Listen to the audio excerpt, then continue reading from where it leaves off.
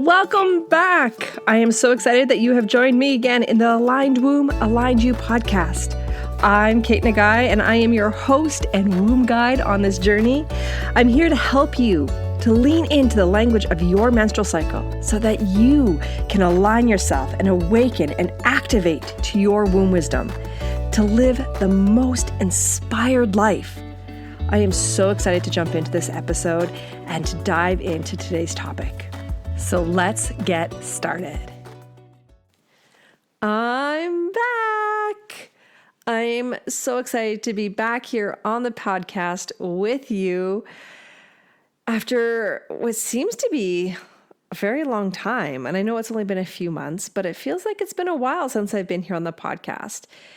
If you didn't listen to the last episode, I have taken a few months off to kind of re-gauge who I want to be in the world, what I want to do, get some clarity, get some inspiration, get back into my own cyclical living patterns and tools and resources.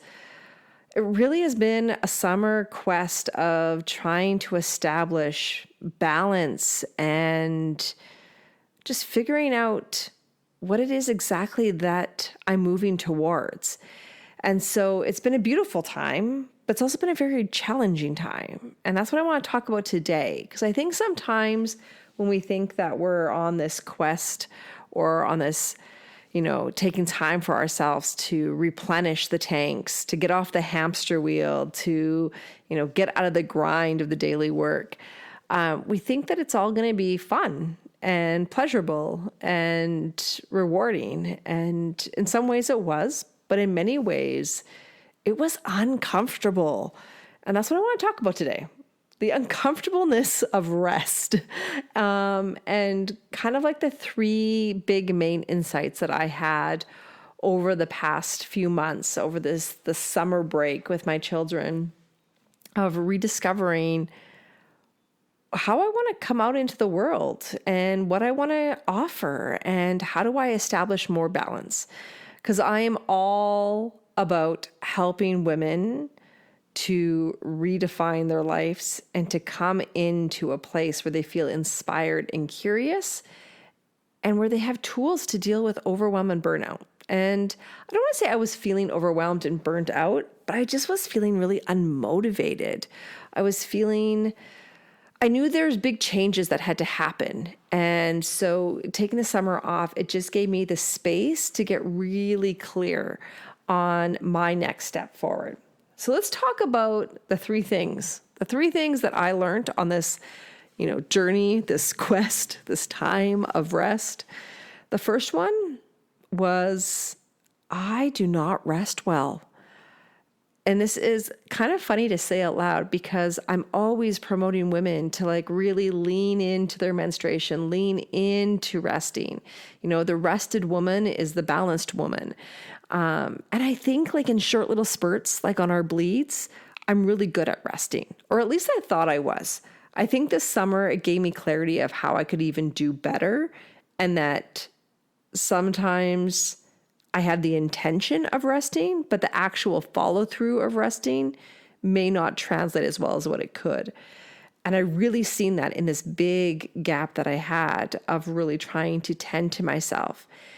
Some of my goals that I had as taking some time off, one was to get clarity on my work, what I wanted to do and how can I reestablish myself in my business that felt a little bit more exciting. I think I was starting to get into a pattern of just teaching the same things or just feeling lost on how I could really give the information that I wanted to give to the people.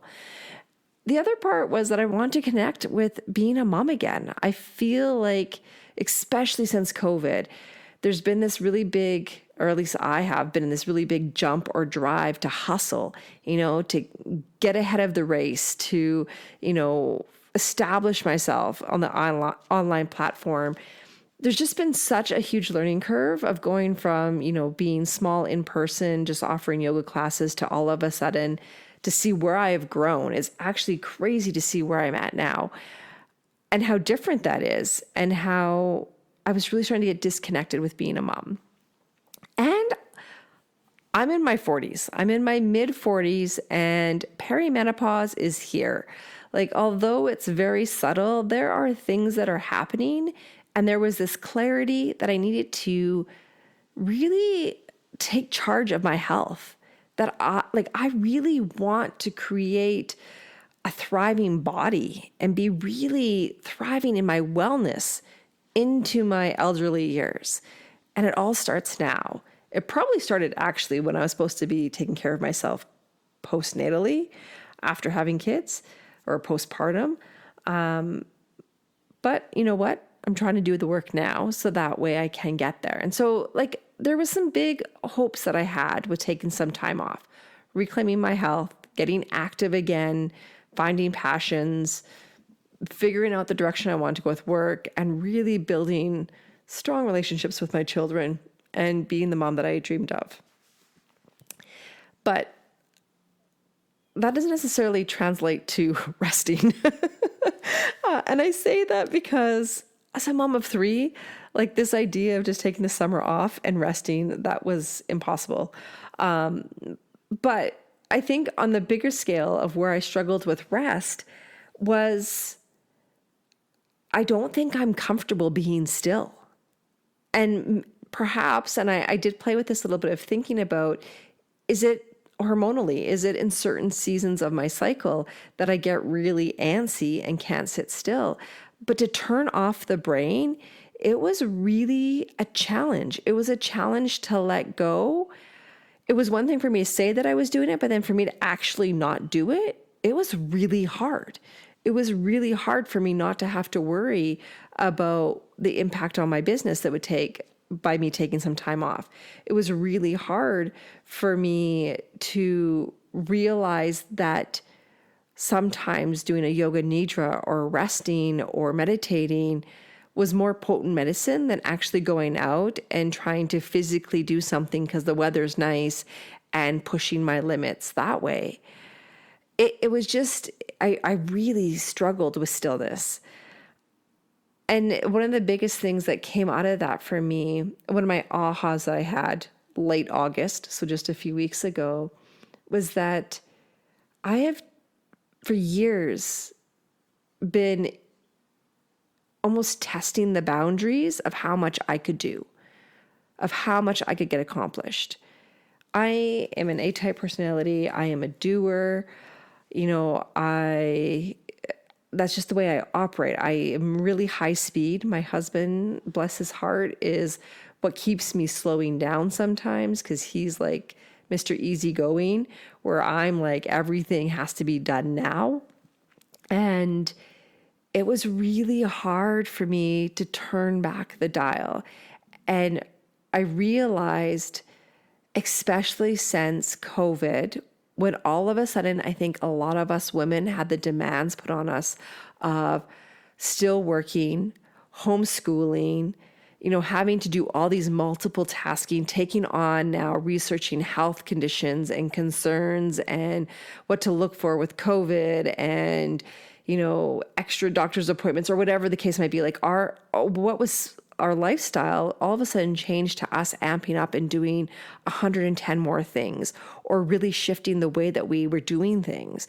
It was hard to all of a sudden work from home and homeschool. Like there were so many more things that we had to manage. I think in many ways it impacted women more than it did in men in some capacities. I'm not saying it didn't impact them, but I think as women, there was a lot more put on us for what we had to actually do, but also to adjust and recalibrate. And the thing is I never turned that off once COVID stopped. I never turned that off once life went back to normal. Instead, it was like my nervous system was revved up to 130. And so I just kept pushing on the accelerator to go faster and do more and have more expectations. When I look back on it, back in those days, for me to take even just like a 2-month course, a 6-week course, I would do maybe one a year. This year, I was registered in 3 different things, which is insane. 3 different courses. One which was something that was certifiable, which means that I had tons of assignments and measures I had to meet.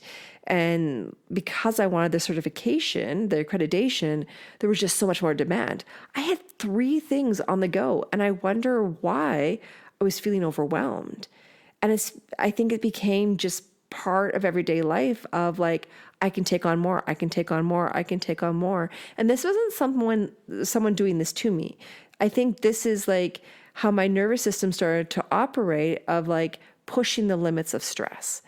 And so it was really interesting for me to have this awareness of going, okay, I'm uncomfortable with stillness because I haven't allowed myself true, deep, healing stillness for a while now.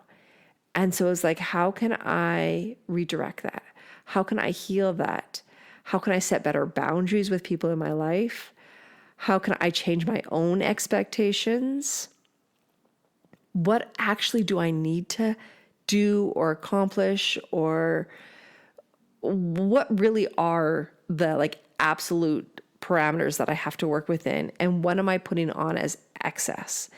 And so this was really like an eye-opening thing. Like, and it came down to so many different elements of like, how much help do my family members need? In my intimate family, like my children and my husband, how much help does my mom and my brother and extended family need? How much do I actually need to work for finances to meet what we need financially for our home to run?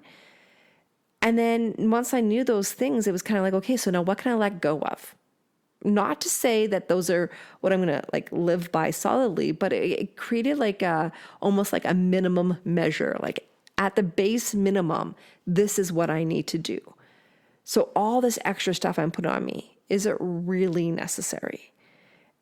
And so it was hard. It was hard because this is like some deep patterning that I have put on myself now I'm asking my body to kind of reset and redefine what it actually is, and to see how that will impact. And it's been probably a good month of this deep awareness. First month was like struggle through it. The second month was like, okay, I get the aha now. And now what can I do? And I must say, there is so much freedom in knowing the minimum standard, in really allowing yourself to step back and be less and let go of the worry of how it might impact you, of what you might miss out on. Like that fear of missing out, it's a real thing. And I'm not just saying as in fun with family and friends. The fear of missing out in business, that was a huge one for me, of like, what if I do this and then I have no business, or I have no customers, or I make no money? You know, what if I have to go back to working for someone else? Like, there was all these questions, but there was such peace in knowing my minimum standard I had to reach. So first lesson I learned is I do not rest well. And now that I know that, I know this kind of might sound counterindicative or like a little silly, but I have to schedule in rest. I have to cognitively every week say, and every day say, from these hours or from this time, I'm going to rest or do something for my stress and my nervous system so that I can rewrite what normal is in my body and feel comfortable with doing that. Feel comfortable. And it still feels a little icky. I won't lie. It feels a little icky. Like, I've signed up for a yoga series where I go to yoga twice a week, 90 minutes each week, or each day, sorry. So, 2 classes at 90 minutes. And there's a little bit of this writing in my brain still that says, 9 a.m., this is when you just drop the kids off. This is when you're the most productive. You should just get home and do the things. Or you have all these things that you have to get done today. Just skip the class. And instead I'm like, no. I'm doing the yoga because I know the yoga is calming my nervous system, that is somatically meeting my body in a different way and teaching it a different pace. Like, I've got to stop the hustle. And so it really is a conversation that I have with myself every day of going, no, this is okay. This is what you need. in order to rewrite your reality so that way you can create something that's really what you're desiring or what you're hoping for. So that's lesson number 1. Lesson number 2 that I have discovered was that when we take these big pauses in life, when we take these moments where we don't really understand why, or where there's some uncertainty, but we just know we need to do it, there's so much clarity that we can gain. And this was a really, really powerful one for me. It's almost like, when you get sick and you have to like stay home from work because you are sick, or you stay home from school because you were sick. If you really give that opportunity of just letting go, your body has the opportunity to heal. And that's what I feel like these past months have what they've given me as a gift.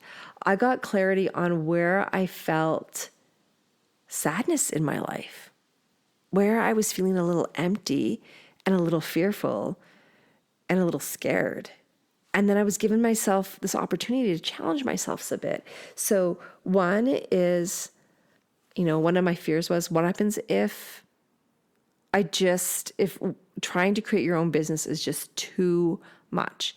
It's too exhausting. It's taking out all your resources and all your time and taking you away from your family. What if you just let it all go? That was one of my concerns. The other one was this realization that, for the past 10 years, my oldest child is 10 years old. So taking pregnancy there, so 11 years, I have really dedicated my life to everybody else in my family. I kind of lost who I was. I kind of lost my passions and my joys. Before I had kids, I used to go on hikes in the mountains for multiple days, like backpacking. I used to go rock climbing. I used to be a runner. There was all these things that I did for me. And, I forgot, but I remember now, even after my daughter was born, and I think I was pregnant with my second, there was a time where my husband said, I wish you could go back to your regular yoga practice because you're such a nicer person when you're practicing yoga. And why? Why is that? It's because taking time for yourself. It's the act of yoga is not just about stretching the body. It really is about connecting with your breath, connecting with stillness, connecting with a felt sense in your body and letting go of all the noise and distractions of the outside world. It was like my pause from all the daily grind. And I wasn't having that anymore. Instead, I just fell into this role of parenting. And so over the last 10, 11 years, so much has fallen aside. I still have some amazing friends that I've had for 20 plus years, but those relationships change, right? It becomes about your kids, and it becomes about a scheduling disaster of like, how can you schedule everything and get time for yourself?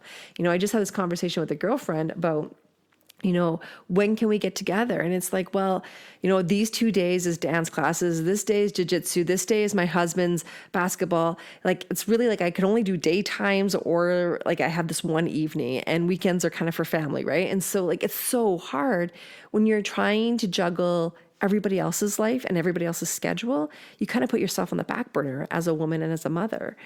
And so there was this point of recognition of that I just wanted more joy and pleasure and fun in my life for me. And I went on this amazing retreat with some ladies who, I love and adore, but I haven't been super close with. And there was this magical moment, I think this summer, a few of them, where it seemed like everything was lining up for me to be in their essence more often. And the more that I was with one or two or all three of them at once, I started to really learn about what it felt like to have something for me, to come back into like this deep, fun friendship where it is about seeking joy. It is about connection. It is more than, just talking about the ins and outs of life. Like it was about us having fun. And, these amazing women, we got to go on this beautiful one-day yoga retreat. and it filled my soul so much. And I remember on the car ride home just going, like, I need more of this. This is what I want. I want to make time at least once a month, if not more often than that, where I can connect with women like this, or connect with them just even, and just have fun. Like, can I have joy dates, joy explosions every month where it's just about me? It's not about everybody else, and where it comes easy. Because I think sometimes where we struggle as women in relationships is it's so hard to schedule, because you have to work around your kids' schedule and their kids' schedule and your partner's schedule and their partner's schedule. It just becomes like a logistical nightmare trying to find a date and time that works for everybody. And this summer, there was something so magical where everyone's schedules, it just seemed to always work, and it felt so fulfilling. So sometimes when we take these big pauses, we gain the clarity of what it is that we're missing in our life and what we really want. And then we make the effort and the time to make that happen. I am actively making the time for these 3 women, and I am actively wanting to spend time and doing it guilt-free. This is now kind of like a new expectation that I'm creating for myself. It's like a friendship measurement versus like a business measurement, right? Like this is more important to me to feel fulfilled, because it's been, I don't want to say it's been empty, but it's been little puncture holes over the last 11 years. And so there's something just so magical about coming back into this place. And then the third lesson that I learned, and it's been so impactful, is that pausing doesn't set you back. I think sometimes when we say like we're stepping out of the grind, we're changing things up, that in some way it's going to impact us. I know that when I used to work in an office job, and you go on that 2-week vacation somewhere, you always dreaded the first day back at work, because your email was going to be so full, and it was going to be like a week of catch up before you could actually get back into the routine, right? Like, you just knew that you're going to come back into so much hecticness because you stepped away. And I feel like we are caught in this lie that taking time for us, taking care of us, and somehow is going to set us back. It's going to set us back in our work life. It's going to set us back in all the tasks that we have to do in our house or our home. It puts us back. And the beautiful thing is I tried my best to really step away from work and to really focus on my kids and just focus on being present this summer and taking care of myself, really starting to figure out how can I start to get back into my physical body and tend to my emotional needs and create these strong friendships. And the beautiful thing is that by pausing, looking at it from like the business lens of things, I had such great growth on my email list and on social media follows, and I did nothing in either of those arenas. Like, I was not posting on social media. I was not sending out newsletters, and yet people still found me. And I feel so refreshed, and I feel so ready to step back into my business and step back into this new version of what I see myself moving towards, because I have such clarity that I feel like I'm actually like leapfrogging ahead versus, oh no, I have fell behind the 8 ball. And I think for myself, and because my personality is go, go, go all the time, there was something so beautiful in starting to witness and see that I don't have to be it all. I don't have to do it all. And everything is going to be as it needs to be. If I release the pressures and the tensions for myself, I open up the possibility of trusting that everything will flow. And so it's been a beautiful learning curve, uncomfortable, but beautiful. It's never easy parenting 3 kids at home by yourself for summer vacation. But it had its moments. It had moments of joy, of fun. I got to know my kids and their personality a little bit better as we were like in each other's faces all the time.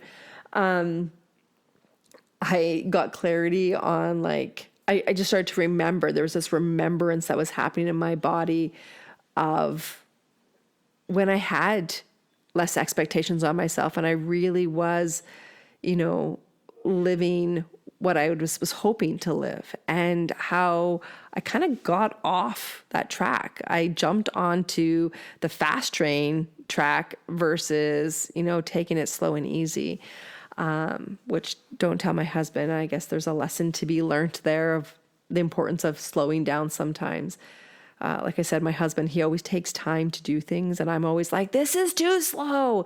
And it always amazes me how everything works out so perfectly, and he takes his time with everything. It drives me nuts, but then I'm starting to see how pushing and trying to race through things really hasn't helped me get further along. Instead, it's tired me out. So don't let him know that I think that he had a lesson to teach me. And it became very, very clear this summer. But yeah, taking this break has been really rewarding. It's been rewarding for my family. It's been rewarding for me more than anything, I think. It really showed me some shadow sides. I think sometimes when we go into a state of stillness and we are deeply desiring change can only come when we have to go through the ickiness of it. And that's that shadowy side of, the ways that I had been training myself to act, to believe, the thoughts, the expectations, all those things. Those were all things that I drummed up that I needed in my life. And it was hard to do the release, but it was a great release to have that clarity. So those are my 3 takeaways. 1, I do not rest well. 2, you gain clarity on what it is that you actually want when you start to down-regulate, slow down. And 3, pausing does not set you back. So I highly encourage people, hit that reset button and take more time for yourself more often, because it really does impact how you move forward from there. And I think pushing through versus, taking pauses, you still land where you're supposed to land at the exact same time. And that was a really big lesson for me. So I hope that resonates with some people. I know that mommyhood, entrepreneurship, just being a woman trying to find her place in this world can be overwhelming, can be exhausting. And I think sometimes we're really never taught how to rest and how to slow down. But this is the feminine way. When we look at feminine energy is about stillness. It's about clarity in the unknown. It's about, really trusting and taking those subtle risks through blind faith and not doing. Feminine energy is really about being in your existence and not having to do your way through it. And so the feminine way, resting for 2 months, or I guess it was 3 months for me, taught me so much. Uncomfortable, but taught me so much. And so I highly recommend everyone going on this journey in some way. And if you're like, I don't have the capacity to take a big chunk of time off, how can you challenge yourself even on a monthly schedule during your menstruation? How can you make your bleed days so restorative with stillness and rest? Like, how can you give yourself that gift of completely letting go for 1 week out of the month? And what would that look like? And what would you need to set up in order to make that happen? And how can you keep pulling yourself back, anchoring yourself of come back to stillness? Because if you're like me, you're going to want to pull away from the stillness, right? And so have that anchor to be like, no, this is what I promised myself. I'm doing it, even though it's uncomfortable, and it will all be okay. So hope that helps. Now, next week, come join me because we are getting back into some amazing interviews with some amazing people talking about so many things around our menstrual cycle, around or female bodies, around feminine energy. I promise you, we've got some good stuff in store here. So join me again next week because it's an interview that you're going to want to definitely listen to. It was massively aha for me. I loved the chat and the conversation, and I learned so much. So come back next week.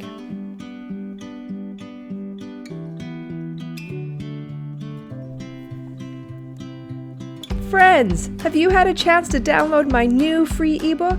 Maybe it's not you. The Truth on PMS and How You Can Take Back Control of Your Cycle is now available. This is truly a book that I think needs to be in the hands of every woman who struggles with the second half of their menstrual cycle. So if this is you, click on the link in the show notes and download your free copy today. And remember to subscribe to this podcast and share a review if you loved this episode. Until next time, remember, womb wisdom equals connection to self, which ultimately equals inspired living.